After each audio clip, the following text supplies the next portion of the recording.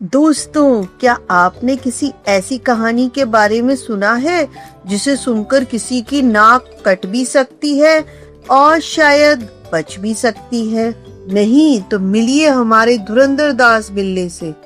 सनातन जंगल के बाहरी हिस्से में एक बहुत ही चालाक और खुराफाती धुरंधर दास बिल्ला रहता था। उस धुरंधर दास बिल्ले को लोगों के साथ मजाक करने और उन्हें कुछ अजीबोगरीब शर्तों में फंसाने का बहुत शौक था। धुरंधर दास ने अपने घर के पास एक दोराहे पर बोर्ड लगा रखा था जिस पर लिखा था, जिसे भी खजाना चाहिए वह ऊपर वाले रास्ते से जाएगा।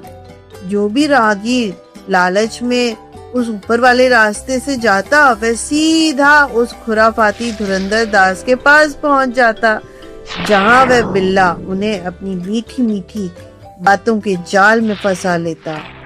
एक बार ऐसे ही चमचम जलेबी और चौको चौधरी बाजार से कुछ खरीदारी करने के लिए अपने घर से निकले। जंगल पार करते हुए वे उसी दोराहे पर पहुंचे। बोर्ड पर लिखी बात पढ़कर वो दोनों लालच में आ गए और उन्होंने सोचा, हम तो उस ऊपर वाले रास्ते से ही जाएंगे।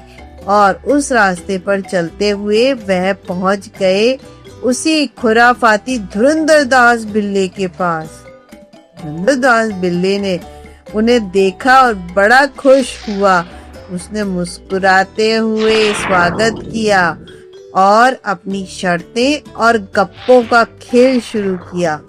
धुरंधर दास ने शर्त रखी कि मैं तुम्हें एक कहानी सुनाऊंगा।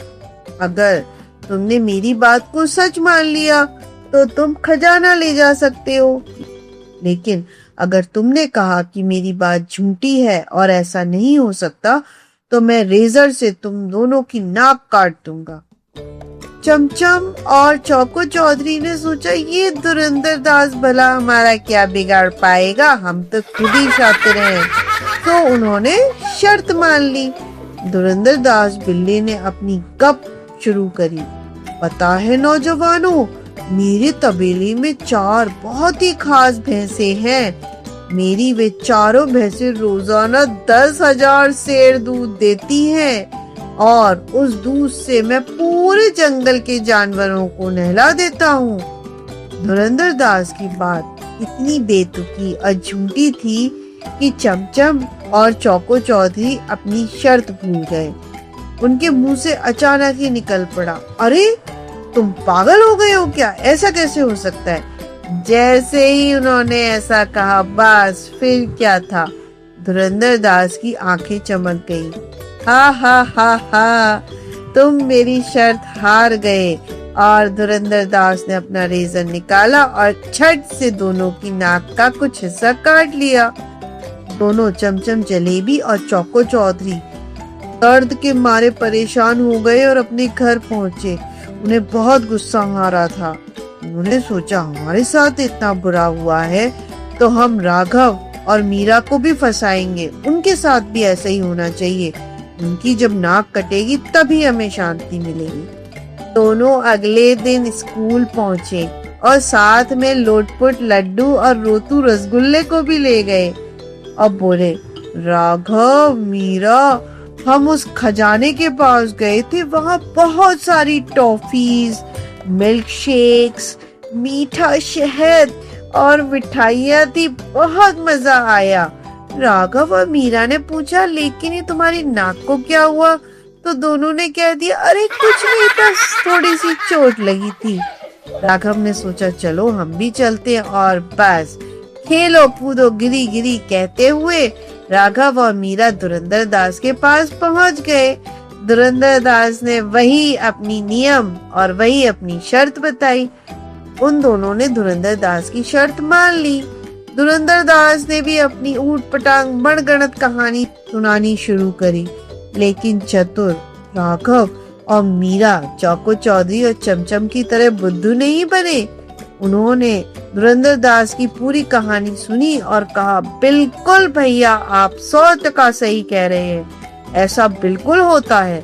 धुरंधर दास हैरान, अरे इसने तो मना ही नहीं किया। अब मीरा के दिमाग में एक सनातनी आइडिया आया।